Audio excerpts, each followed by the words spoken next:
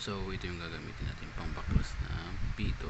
So hindi ko alam sa lahat yata ng interior my free na ganito. So tatry natin siyang pang baklas to cup. Ayan. So tatry natin.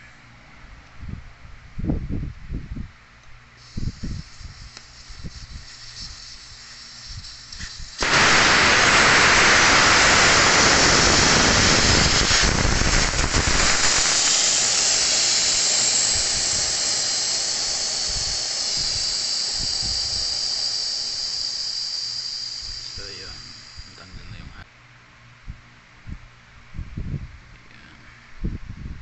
tanggal na yung pito, gamit lang yung takip, gamit lang to yung pito natin, yung exterior gamit yung nabili nating pang sukil. So meron tayong pang sukil dito, dalawa. So ayan, meron ako na nabili yung pang sukil.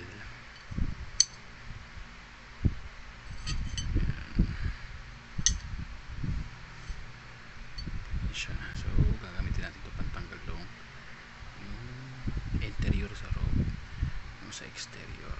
So tara, babaklasin ko. Yung first time ko lang magtanggal ng exterior.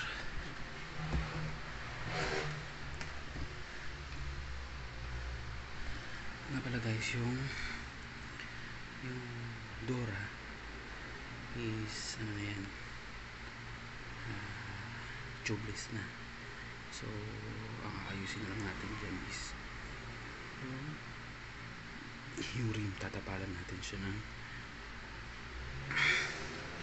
14 size, 14 na interior, 14 size na interior. Gagawin natin siyang airlock. Yan, siya yung ilalagay natin sa rim para yung hangin hindi lumusot sa mga butas. So ayan, natanggal ko na yung ano. Ayan. Susukilin ko na lang para matanggal totally, tsaka natin may kakabit. Bali gugupitin ko pa to sa gugupitin ko pa siya. So binili ko to 180 yan sa Libis, sa Talier. So first time ko siya magbaklas ng gulong. Napakahirap pala, kailangan ng malakasan kasi ito palang lock nito, yung lock nito dito, naglalak siya dito sa may rim, kumbaga nakalock siya, kaya mahirap matanggal. So ayun, hindi ko nabibideo yung paano pagbaklas kasi nandito ako sa kwarto. Bali ikakabit ko lang yung airlock, parang airlock niya na interior dito sa may rim. Papahanginan ko na lang, susubukan ko sa may gasoline station. Kung hindi kaya dyan sa may gasoline station, sa vulcanizing ako magpapahangin yung contract para mahanginan siya. Kasi kung lalagyan ko na siya ng tire sealant ngayon tapos hindi ko siya mahanginan, baka matuyo. So ayun. So ayun, tuloy ko muna. Nga pala guys, no, yung gagawin ko pala ngayon ay kung paano gawing tubeless yung ating rim type gulong. So ayan, panoorin natin. So ayan, tatanggal na natin.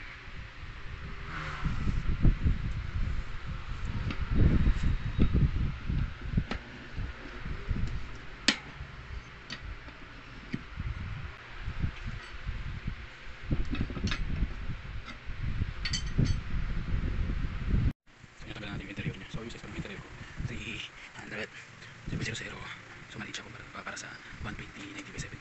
So yan, tanggalan natin. Yan siya, 120 by 17. So ayun, natanggal na natin. Bali lilinisan lang natin itong rim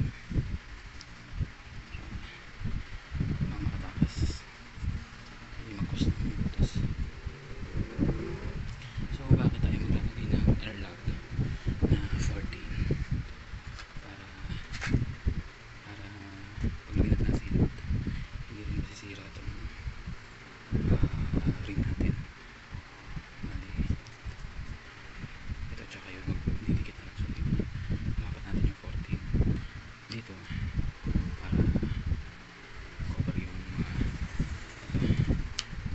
yan, kasi pag hindi natin sila lagyan ng ganun, siya yung lalabas yung hangin dito. So ayan, gupitin ko muna yung interior 14 bago ko ilagay dito. So ayan, so ito guys, ayan, gupit ko na siya. Ito yung kinalabasan. Ayan siya, 14. So yung kanyang pito ayun pa rin.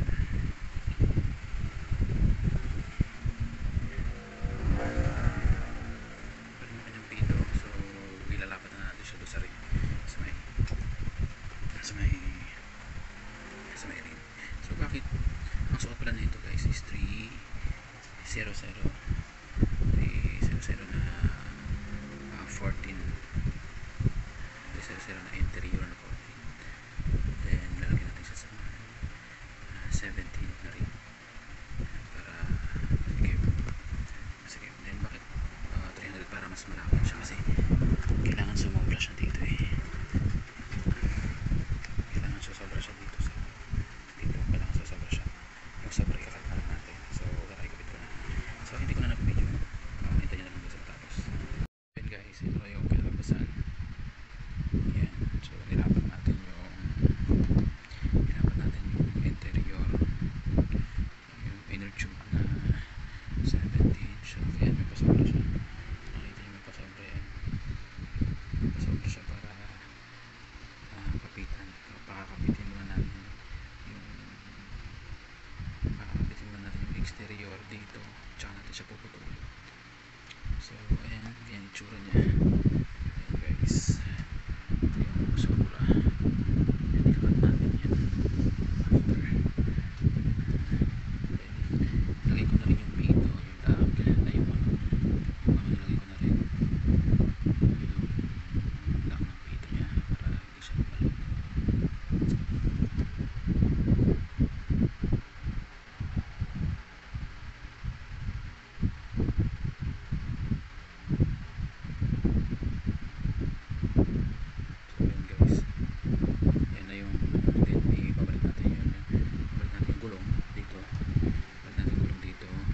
Then papatry natin pahanginan, tsaka natin siya lalagyan ng tile sealant. So ayun, abangan nyo yung finished product. So ayun guys, nakakabit na natin yung gulong. So papahanginan natin, tapos lalagyan natin ng tile sealant. So ayun, tara. So ayan, okay na. So ito yung ginamit natin, tire sealant.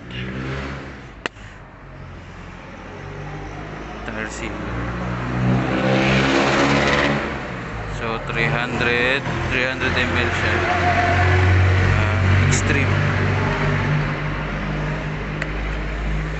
Extreme na tire sealant. So ayan na guys, matigas na siya.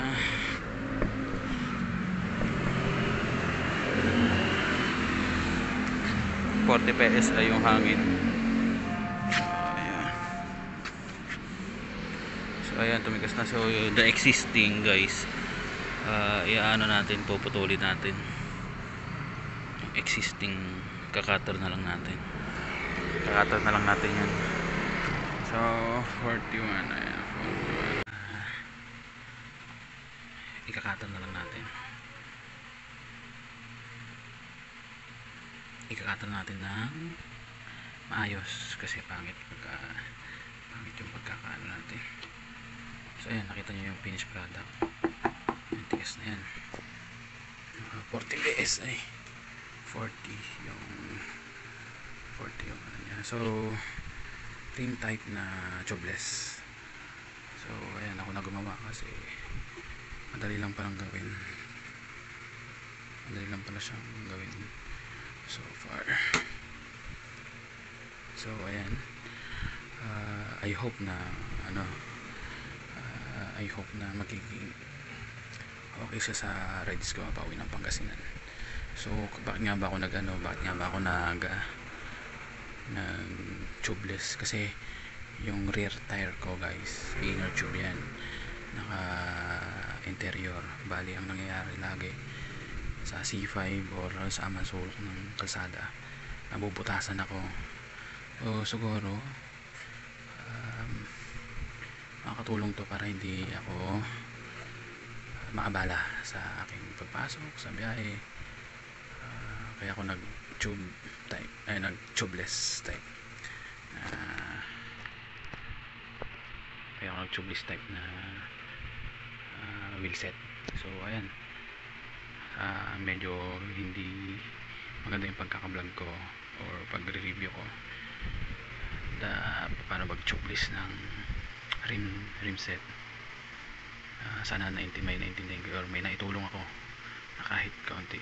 So ayan, nakita nyo, pumunta pa ako sa labas para lang mapahanginan. So guys, pala lalagyan pula muna natin siya ng tire sealant. Lalagyan muna natin siya ng tire sealant bago natin siya hanginan, kasi hindi siya nahanginan kapag wala pa yung tire sealant.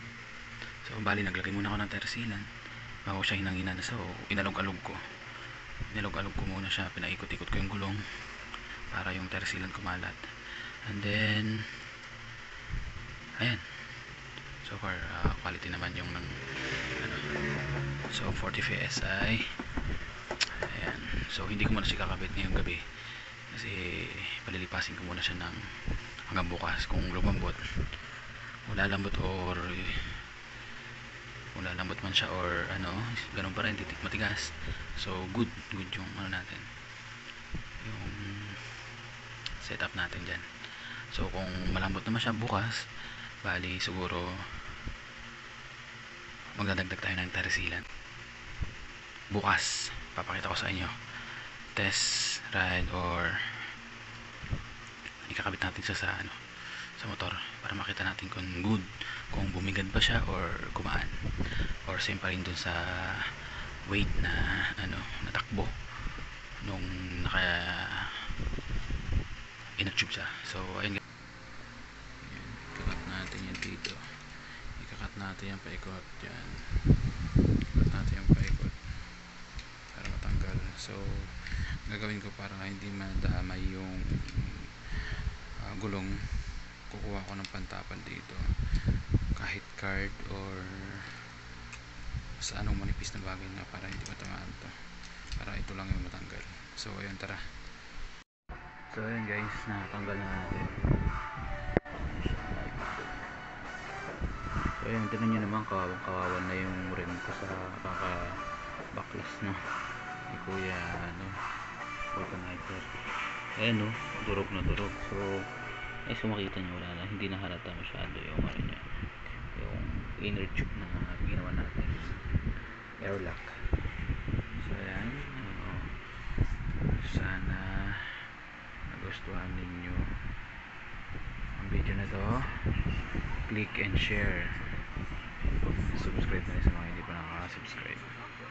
So ayan guys,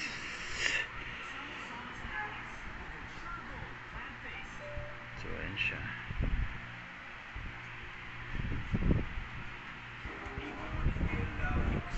Ayan. So hanggang dito na lang, tatapusin ko na yung video, and ride safe mga master. Ayun, magandang umaga mga master. So dito na ako sa office. So nagbiyahe ako galing Marikina hanggang dito sa BGC. Bali 13 kilometer yun. So far yung ginawa nating frame type na tubeless, Okay naman. Okay naman yung takbo.